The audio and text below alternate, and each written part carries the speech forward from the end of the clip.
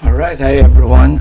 In this video, I'll be charting or tingnan natin anong trend meron tong mga tech giants. There are 32 companies that are listed here sa GoTrade. And sumali kasi ako sa sa InvestaCup. And hanap tayo ng mga stocks na pwede natin bilhin. Okay, ang budget ko kasi $100,000 lang naman. Virtual Ayun, so join me as we look at the trend kung ano ba yung pwedeng bilhin dito mamaya. Start off with ABNB. Okay, by the looks of it, tama kayo. It's a downtrend. Confirm natin yun ng, sa ilalim siya ng, itong orange na ito yung 200 EMA. Tanggalin ko na muna itong, para hindi magulo. Okay, tsaka makikita naman natin yung, draw trend line. Okay, so, baka magbabounce siya dito. Kaya magpapalin lang sa ganyan. Okay, bibili lang ako pag, though meron sa sa InvestaCup na shorting. Kaya started, nilagyan ko lang ng nasa range siya. Nasa range. Tingnan ko kasi yung weekly niya rin. If yung weekly time frame niya. Nasa distribution phase siya. So, tayo dyan? Pass mo. Ganun ba ko tinignan? Sige, balikan natin yung Airbnb sa weekly. Okay. So, yan ang itsura niya. Bumaba dito, nag-uptrend, tapos pababa na ulit. And kahit dito, downtrend to sa weekly. Kaya pass muna tayo dyan. So, most likely, uptrend siya, pwede itong bilhin, pwede. Tingnan natin itong 200 MA. Okay, above 200 MA. Medyo sumisilip-silip dyan. Nananakot lang yan. So, goods tayo dyan. Pwede yan. Apple. Let me write that down.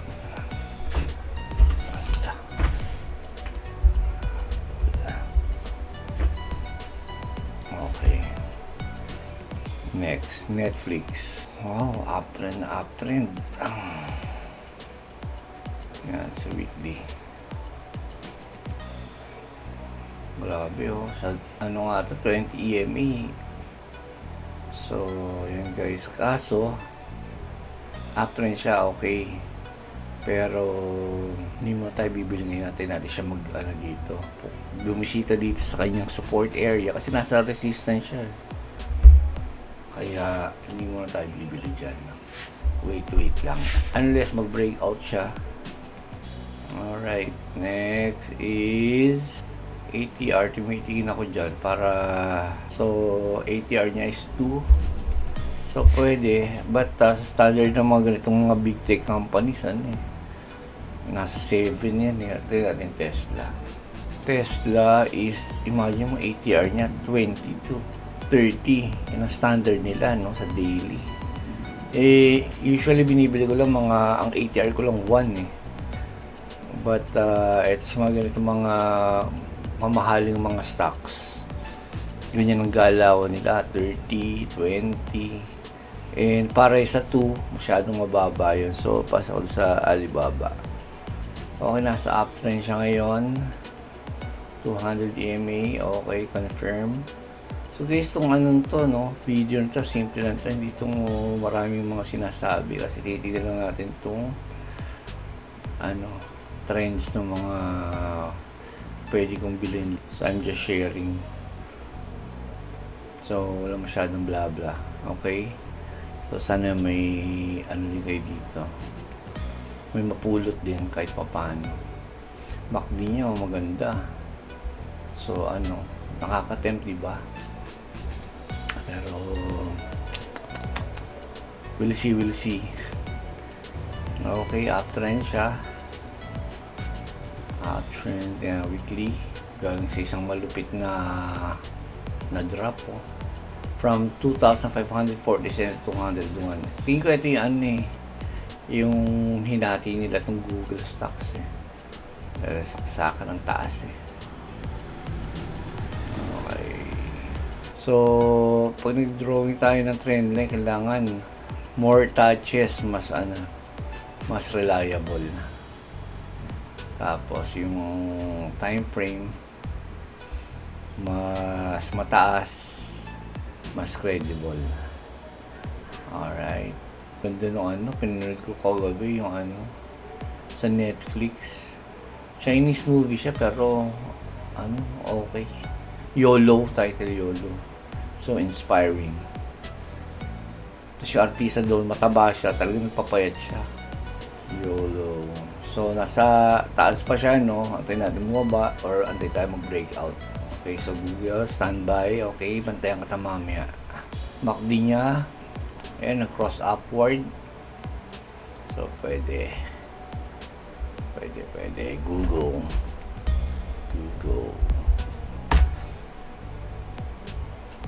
Okay.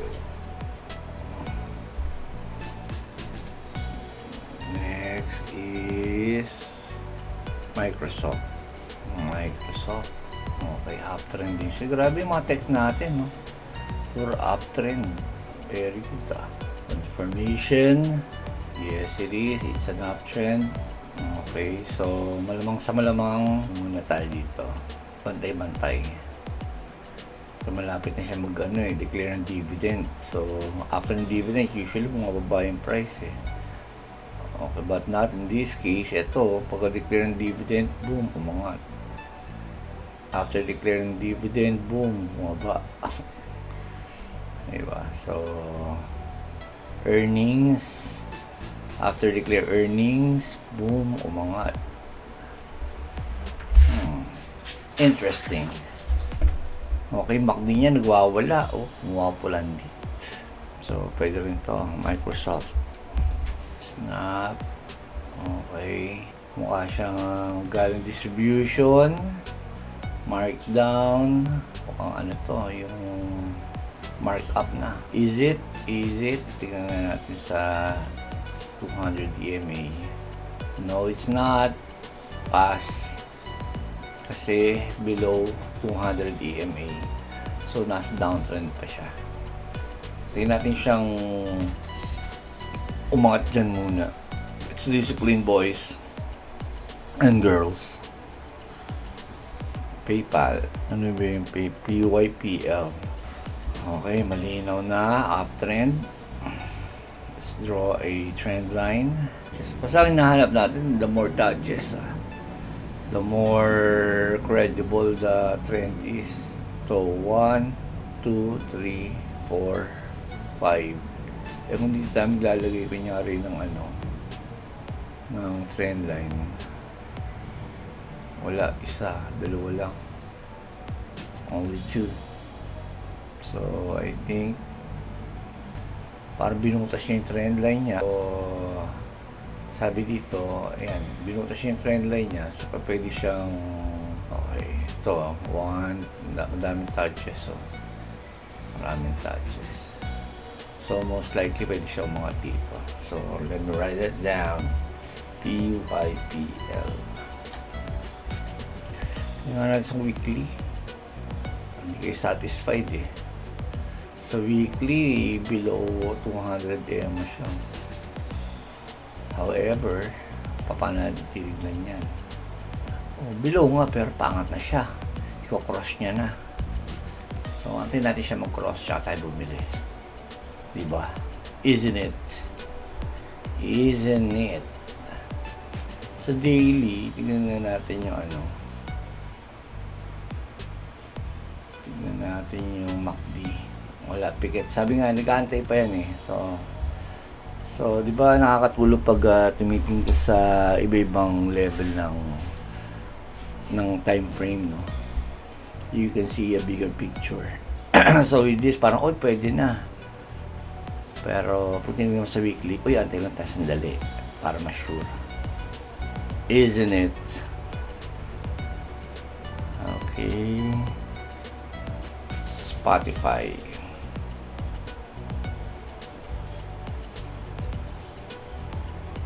Ba. Ang galing Ano ba to? $510. ATR niya 15. Pwede. Trend line. So weekly. Tingnan weekly. Wow, uptrend, ang bangis. Ang bangis. Okay, balik tayo sa daily. ATR niya is 13. Sorry hindi nyo nakikita. Pero, pwede nyo na i-check. Actually, 15.50. Back din niya, nakatingala. Nasa gitna siya. So, let's see kung be-breakout niya itong resistance area na. Diba? Nakita nyo? Ito yung previous high na reject. Tapos, nag-breakout siya ng onte. Pero onti ng volume, so hindi tayo convinced dyan. So wait and see tayo, wait and see. Uptrend to mga to Shopify. Okay, uptrend din. Ito downtrend, pass. Pins, pass. Mukhang angat, diba? Pero no, GM na to. Uber, kakabreak pa lang. Tingnan sa weekly. Wow, nasa uptrend siya. Pwede Number of touches. Okay, tingnan sa daily. Nire-respect niya yung trend line 1, 2, 3. Pwede. Nasa ano pa siya? Nasa support area. Pwede. Uber.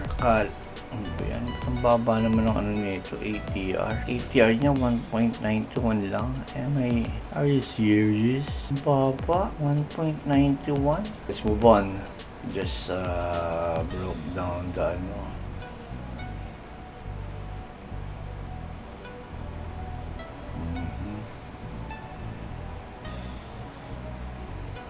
downtrend. So weekly, uptrend siya, but sa daily, siya, downtrend. Ano tayo dito? Pass. Okay, uptrend 0.27. Yan sinasabi ko, kaya ayoko bibili ng mga below 21. Parang okay siya, no? Pero sayang sayang pera, sayang time. Pero kung okay lang sa inyo yun, okay lang yun. Kaya ito, Hudo, halos pareho lang presyo. Pero 51.12. Siya 2.37 yung kanyang ATR. Kay uptrend.